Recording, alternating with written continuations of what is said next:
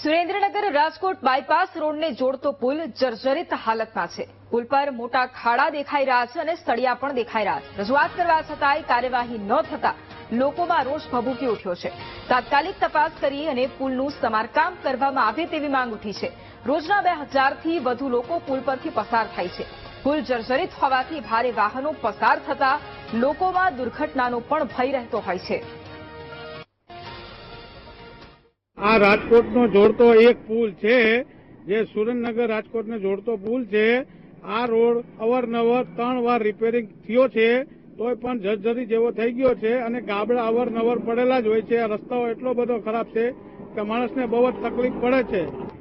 આ આખો પુલ છે ને હલે છે અને તો કોઈ રિપેરિંગ કરવા કોઈ આવતું છે નહીં, અને સળિયામાં 2-3 દાન રિપેરિંગ કર્યું છે, પણ તો આખો પુલ છે ને આ ડમ્પર જાય તમે એની પાછળ જોઈ લો અને તમે એની વાંહે જોઈ લો, એ આખો પુલ હલતો હોય છે ડમ્પરની પાછળ, અને તો કોઈ રિપેરિંગ કરવા આવતું નથી। સુરેન્દ્રનગર જિલ્લાના દૂધની ડેરી પાસે આવેલો પુલ, જે રાજકોટ બાયપાસને જોડતો એકમાત્ર પુલ છે, જ્યાંથી રોજના 5000થી વધુ વાહનો પસાર થાય છે, જેમાં હેવી વાહનો પણ પસાર થાય છે।